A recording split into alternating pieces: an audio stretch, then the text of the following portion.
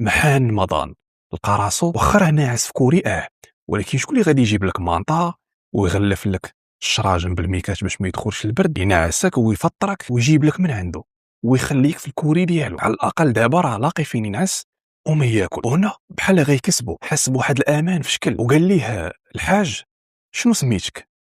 وهنا الشمعه غيبقى كيشوف فيه وغادي يقول ليه، والحاج عند بالو باللي الشمعه ما غاديش يبغي يجاوب، حتى فقد الامل وقال صافي راه ما غاديش يجاوبني، حيت كان تيجاوبو ولا براسو.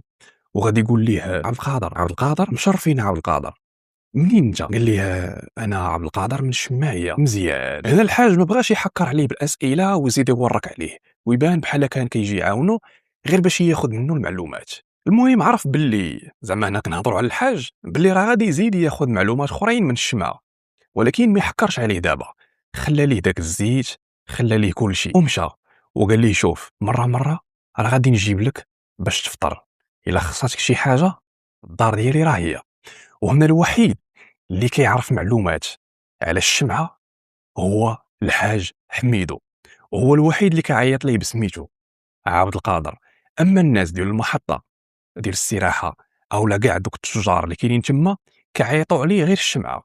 وشي واحد قال عبد القادر ولو بالصدفه ما غيتلافتش ليه الشمعه، حيت عارف بلي حتى شي واحد ما عارف الا الصوت ديال الحاج حميدو. ان فوا يسمع الشمعه سميتو الحقيقيه واللي هي عبد القادر كيتلافت ليه. ايوا هنا بقات الامور غاديه بحال هكا، بقى عايش في ذاك الكوري. وهنا الحاج عارف عليه، وكان داك الحاج من اطيب خلق الله، ولكن الشمعه مازال كيمشي للمحطه نهار كامل كيدبر على راسو. حتى لواحد النهار الشمعه كيدور في المحطه، الشمعه ارى ملي الشمعه سير دير من هنا، اللي يسخرو اللي يدبر عليه اللي يطلع عليه. والشمعه ما كيدويش، هادشي اللي كان كيميزو، تيقول لا كتعيط ليه بسميتو اللي هي الشمعه كيتلافت ليك. وسط الهراج ديال الكيران شي نازل شي طالع، وسط من الصوت ديال الكورتيه اللي تيقطعوا الاوراق اولا اللي تيقول لك فين غادي، حيت في ديك المحطه كانوا ناس كيجيو غا في الطريق كيطلعوا في الكيران باش يكملوا معاه الطريق.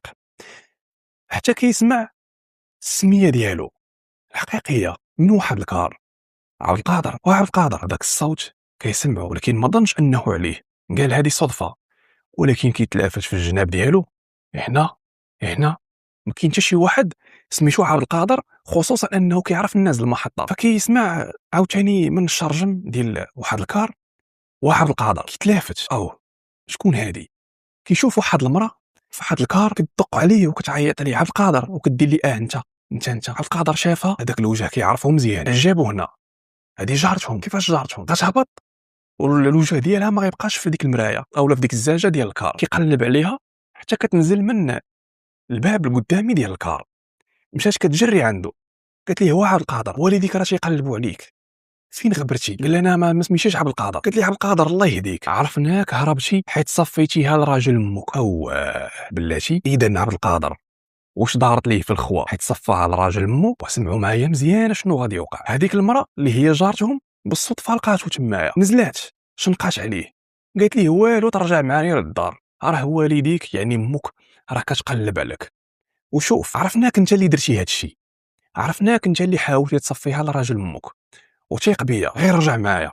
قال لها فين غنرجع؟ نمشي للحبس؟ وهنا ولا كيهضر.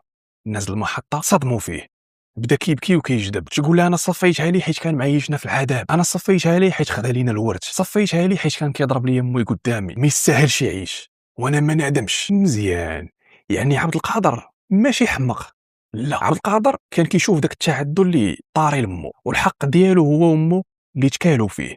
فشنو غادي يدير؟ واحد النهار غيفيق طالع عليه وناوي على خزيت، فغادي يقصد راجل مو، غيشدو غيصايبو مزيان غيقدو رجعو قديه وغادي يهرب. ولكن الاسعاف ملي هزو راجل موت عبد القادر للسبيطار غاديين يعتقوه وبمعجزه ما غاديش يموت. داكشي علاش المراه كانت شانقه عليه وكتقول ليه رجع معايا، هو تيبكي وتيقول لها لا غنرجع غنمشي للحبس، انا صفيتها ليه بديك الكلمه. كتقول لي عبد القادر راجل امك ما ماتش، غير رجع وراه غادي يسمح ليك، راه امك باغا تشوفك. عبد القادر كيسمع باللي راجل مو ما ماتش، ما عرف واش يحقد واش يفرح حيت ما غيمشيش للحبس، اولا يعاود عاوتاني يتقبل انه يقدر يعيش نفس المصير ديال انه واحد ناصب عليهم في ورثهم كيضرب ليه امه وغيرجع يعيش معاه. قالت ليه والو ترجع معايا، ولا تيقول واش هذه كتكذب عليا، بغات غير ترجعني. قالت لي شوف رجع شم معايا، امك راه باغاك، راجل امك راه مسامح لك، وان شاء الله يكون غير الخير. ملي صفاها اولا حاول يصفيها عبد القادر لراجل مو، غيضربها يدورها فوق راسو وجلابها، غيضرب مانطا في كتافو، غيشد الكار وغادي يمشي. وقال مع راسو ندير فيها حمق من دوي ما نتكلم، حيت الحوته، هذا واحد المثال كيعجبني، الحوته اللي ما كتحلش فمها ما كتصيدش، حيت اصلا ما كتاكلش الطعم. يعني قال الا بقى يداوي ونعطي شي معلومه ولا نبدا ندخل ونخرج في الهضره نولي مصيد. اذا الحوته كل ما سدات فمها ما غتصيدش. وهذه هي المقوله اللي طبق عبد القادر.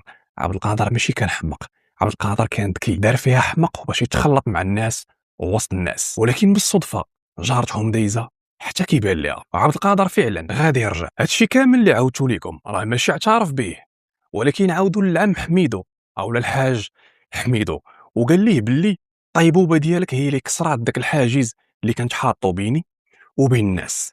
صراحه هاد القصه غابره بزاف، وباش نقول لكم الحكم عيش ما نقلب وما لقيتوش. ولكن في نظركم نتوما واش داكشي اللي دار عبد القادر خاصو يتدار ولا لا؟ انا سفيان وجيز، تلاقاو في القصه الماجيه وشوفوا القصص اللي كنحط راه غادي يعجبوكم ان شاء الله.